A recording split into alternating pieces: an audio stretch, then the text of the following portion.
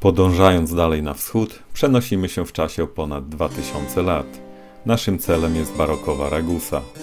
Obecny wygląd miasta został zdeterminowany trzęsieniem ziemi z 1693 roku, kiedy to miasto zostało niemal całkowicie zniszczone, a następnie odbudowane w barokowym stylu.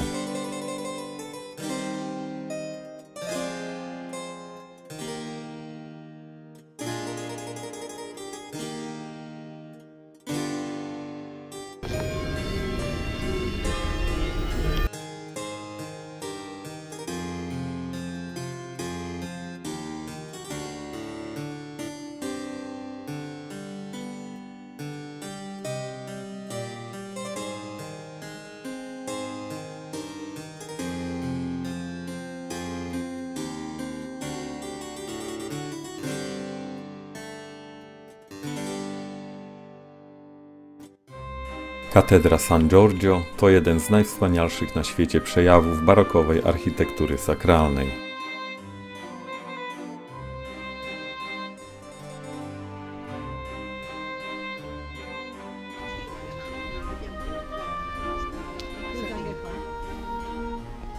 Giardino i Bla.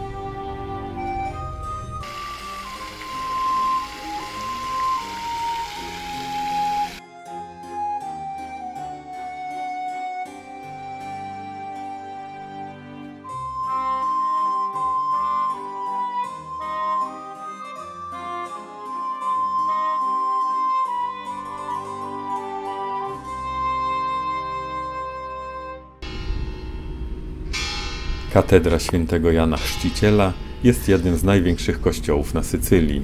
Ma majestatyczną fasadę, bogatą w rzeźby, podzieloną na 5 części dużymi kolumnami. Po lewej stronie wznosi się 50-metrowa dzwonnica.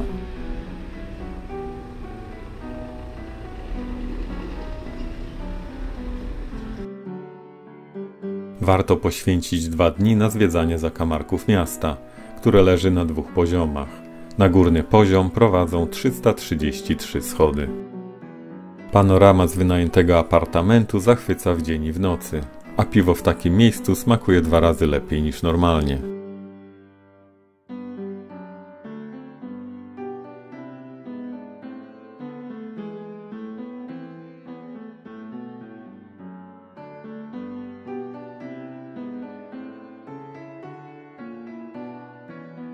Obok Ragusy zaglądamy do mniej popularnego Comiso.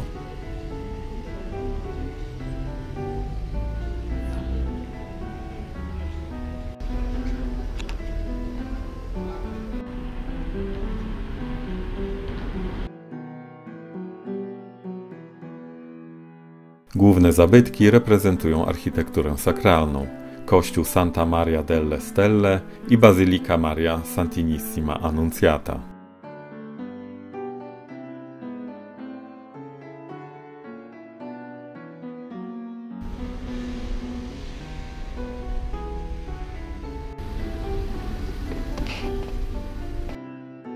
Zamek dei Naselli d'Aragona, który w obecnej formie powstał około 1497 roku. Dawny targ rybny został zbudowany w 1867 roku i do połowy XX wieku sprzedawano tam ryby i mięso.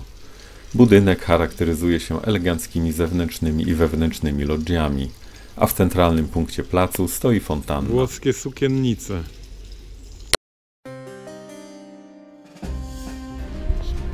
Caltagirone, teatr, a tam ogród, jeden z najładniejszych na Sycylii. Zobaczymy, sprawdzimy. Jadąc z Ragusy do Giarre, wjeżdżamy do Caltagirone. Miasto słynie z wyrobu ceramiki, która się rozwinęła we wczesnym średniowieczu dzięki Arabom. Tutaj również trzęsienie ziemi z 1693 roku wpłynęło na diametralną zmianę architektury miasta.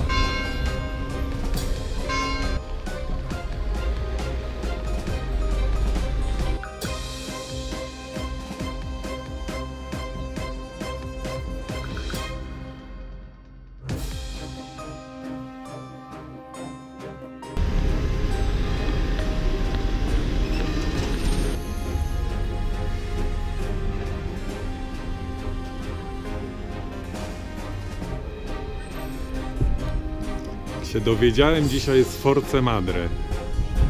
Czy Forza Madre? Forza Madre.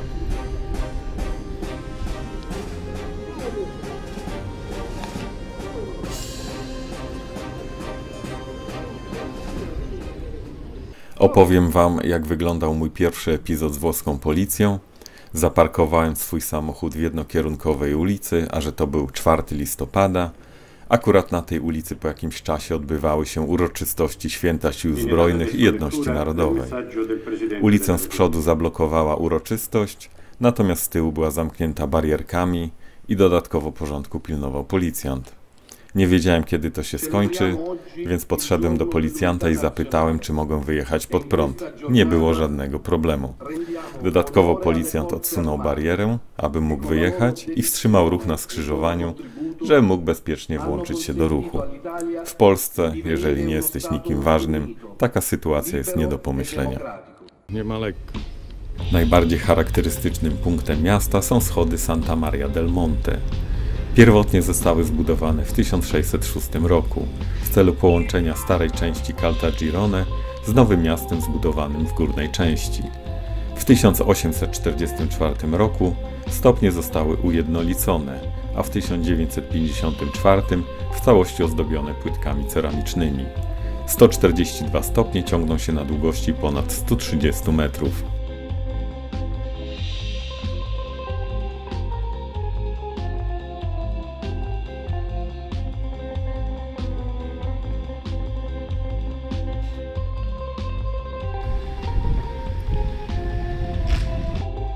Giarre leży u podnóża Etny. Turystycznie nie zachwyca, ale może być bazą wypadową do innych, bardziej atrakcyjnych miejsc.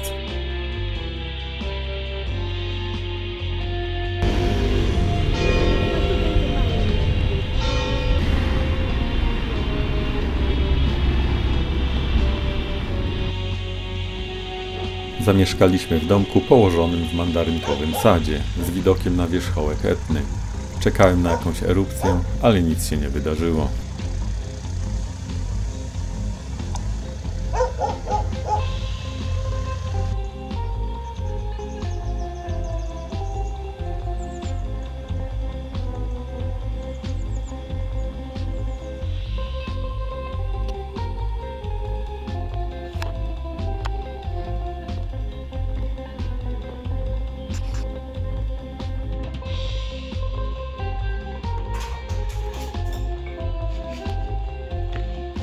To było na wskroś sycylijskie domostwo składające się z kilku budynków, z mocną bramą, ukryte za kamiennym murem i z psem przyjaźnie merdającym ogonem.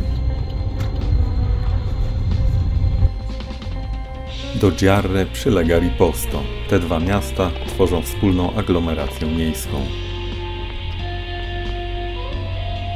Riposto, a tam Etna u góry.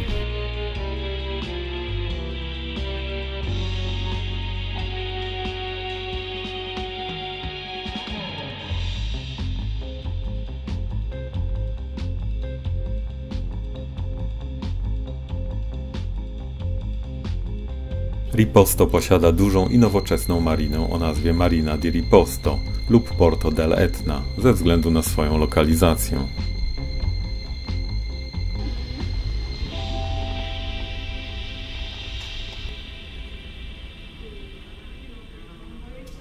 Na centralnym placu wznosi się Bazylika Świętego Piotra z początku XIX wieku w stylu neoklasycystycznym, a jej fasada jest odniesieniem do Bazyliki Świętego Jana na Lateranie. Na lewo od frontu katedry widzimy ratusz. Alcantara jest trzecią po Zingaro i schodach tureckich atrakcją przyrodniczą tego wyjazdu.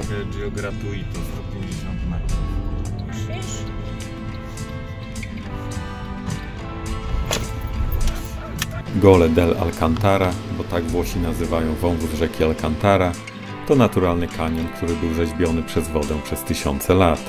Ściany koryta rzeki zostały utworzone przez szybko schłodzoną bazaltową lawę, w wyniku czego powstały charakterystyczne pięciokątne i sześciokątne bloki skalne. Mol Muzeum of Land. To jest jaszczurka, nie żaba, jakby ktoś nie...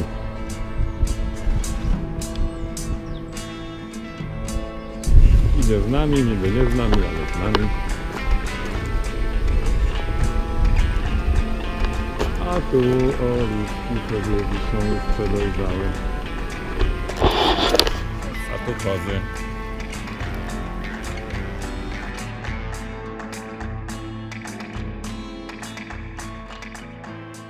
Wąwóz ma ponad 6 km długości, do 25 metrów wysokości i szerokość od 2 do 5 metrów.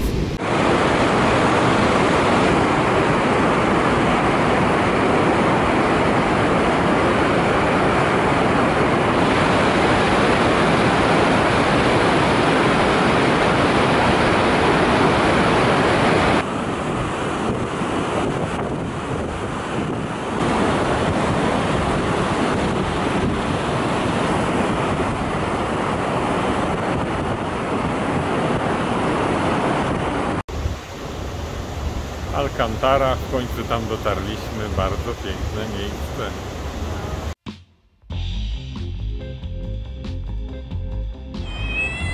Ale już starczy. Mogę ci chlebka dać.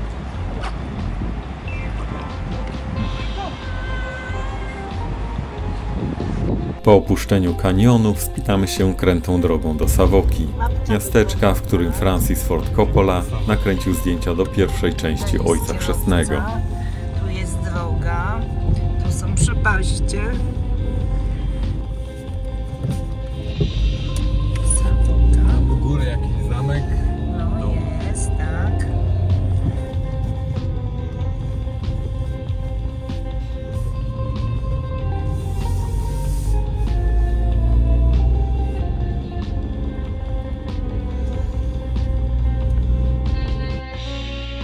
Akcja filmu toczy się w miejscowości Corleone, ale miejscowość o tej nazwie była w owym czasie już zbyt nowoczesna, więc wybór padł głównie na Savokę. W filmie zagrał do dzisiaj czynny bar San Vito oraz położony na górze kościół. Kościół San Nicola został zbudowany w XIII wieku. W 1908 roku uległ zniszczeniu podczas trzęsienia ziemi, a następnie został odrestaurowany. Kościół funkcjonuje również pod niewłaściwą nazwą Santa Lucia. W sierpniu 1970 roku nakręcono na jego dziedzińcu słynne sceny do filmu Ojciec Chrzestny.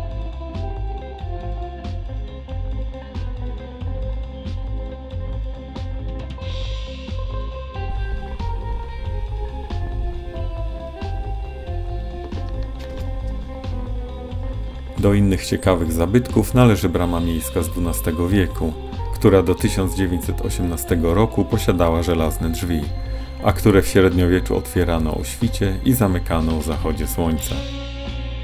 Ruiny synagogi. Chiesa di San Michele, czyli kościół świętego Michała, zbudowany około 1250 roku w typowym stylu sycylijskiego gotyku Chiaramonte. Freski wewnątrz pochodzą z 1701 roku. Po drodze krótki przystanek w Santa Teresa di Riva. Pogoda w tym dniu nie sprzyjała plażowaniu, więc tylko krótki spacer po prawie czarnej plaży przykrytej popiołami z Etny. Nie tylko w Mechelinkach można być nad morzem.